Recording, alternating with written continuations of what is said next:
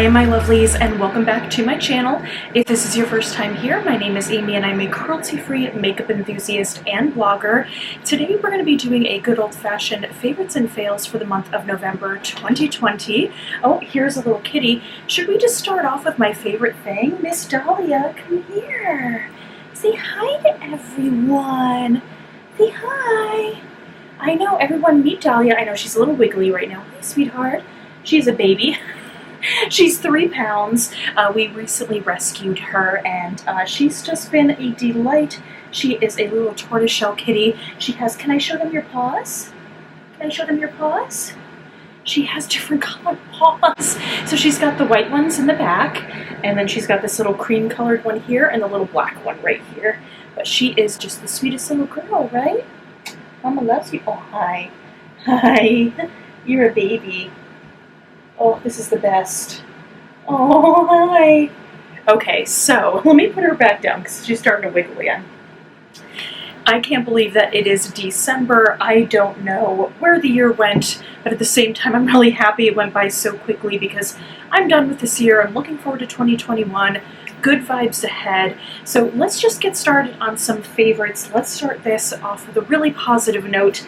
So this is actually something that I read back in October, and I completely forgot to mention it in October, but this is a favorite book of mine that I recently read. This is from Susanna Clarke, and it's called Piranesi, and she had written Dr. Strange and Mr. Norrell, which is a phenomenal book, and there's a really good mini-series to it. And I actually hadn't seen anything that she had written in a really long time. So I went to Barnes & Noble for the first time since quarantine back in October. I saw this, I saw her name, I flipped out because I had no idea that she had written a new book.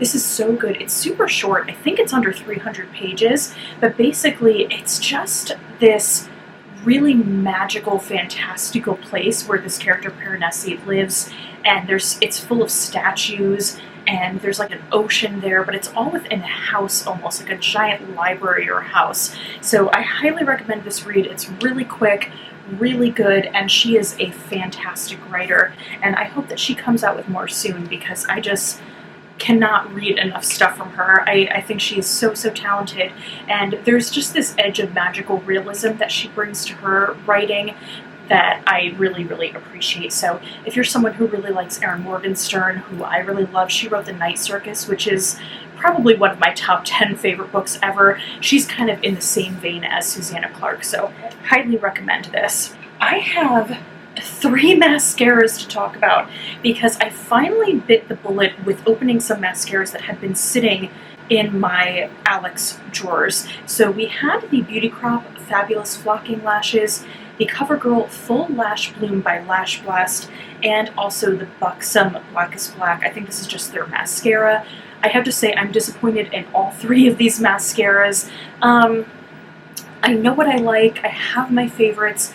I still don't think anything can beat the Essence False Lash Effect Princess Mascara. That one is fantastic, and it's less than $5. So the bar is pretty high. This just did nothing, this one from the Beauty Crop. It is super cute because there's these adorable little flamingos all over the packaging, but for some reason, I don't know if it's just old or not, it just did nothing but comb my lashes. So very disappointed. I'm going to be putting this in my toss pile because I do not like it.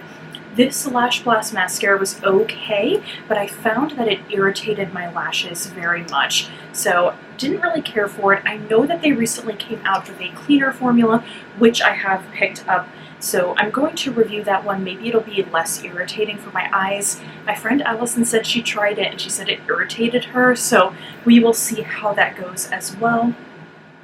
This Buxom mascara I think is just too much money for what it does. To be honest, I wasn't that crazy about the formula. The brush is this really bizarre shape with these spiky little spikes going across the top. It's very long, and I don't see what the big deal about it is. My friend Tina raves about this thing.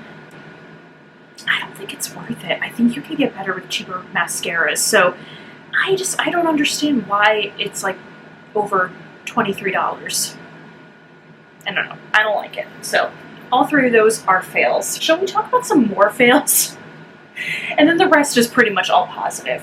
So these are from Real Techniques. They came out with this Cashmere line, so all the bristles are supposed to be super soft. I really like Real Technique brushes. I think they're great for the price, and these are extremely soft. The blush brush wasn't too bad. I felt it did pretty well with cream products as well, but it's a little dense for my liking. And then this is the highlighter brush, which I love doing this. It's like, ah, it's so funny. This did nothing for highlight. It barely picks up product. It's huge, so you feel like you're swiping across your face, but not getting any impact. If anything, I feel like this is better for just cleaning up the under eye if you have a little bit of extra product or anything and powder. I do not see how this is a highlighting brush. It's very bizarre to me. So for that reason, this is a fail, just because I don't think they do what they say they're gonna do.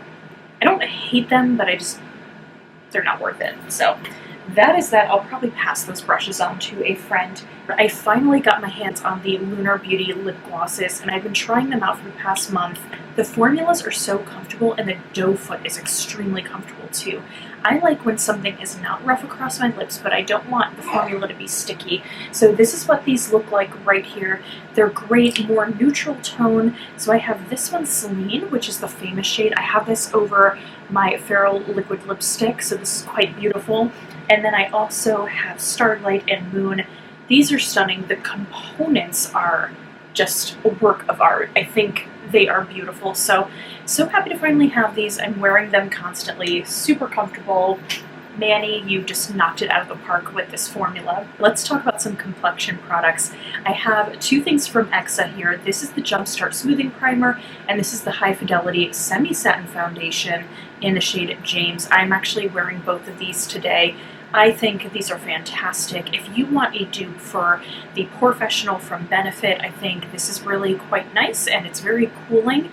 And then this one right here, this foundation is excellent. It gives a great coverage, really easy to apply, very smooth upon application, and there's 43 shades of this foundation, which I think is really good for a cleaner formula.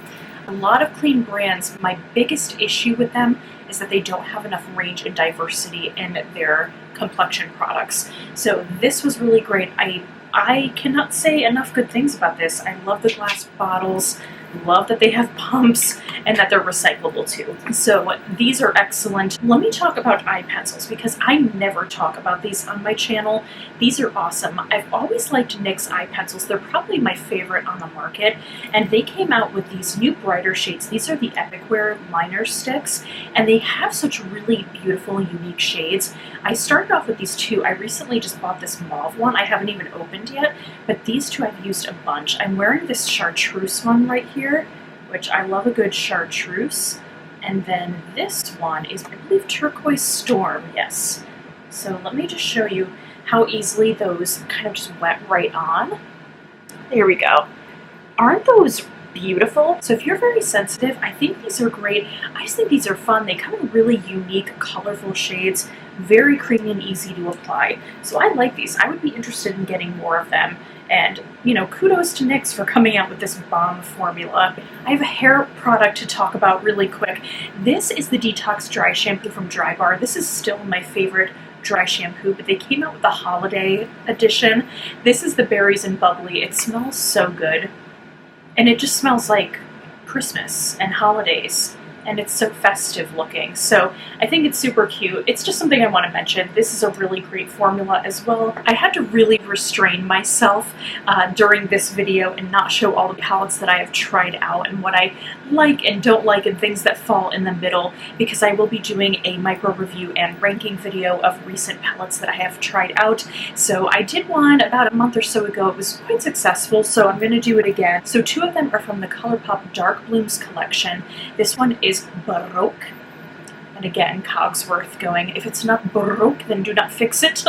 But this is beautiful because this is a navy blue and gunmetal palette, which is very unique to my collection. I've never seen a palette that really looked like this before, and I loved the shades in it. It is so stunning.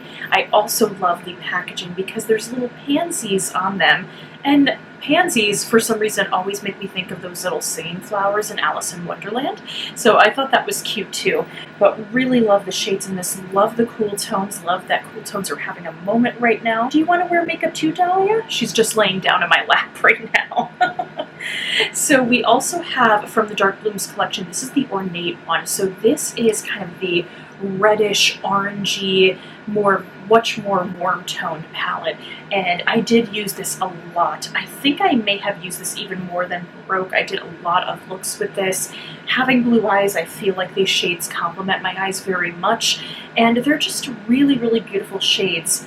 If I knew that Colourpop was coming out with I think it's called I Love It When You Call Me Poppy, it's so much like this except it's all matte. Like, it's so hard because I want that one, but this one has the shimmers in it, so it's good. I'm good. I don't need that other palette, but this is really, really gorgeous, and again, the packaging is stellar. The final palette, no surprise here because I'm such a Star Wars freak, and that is the Child palette from Colourpop. This thing is just the cutest thing I think I've ever owned, and it's adorable.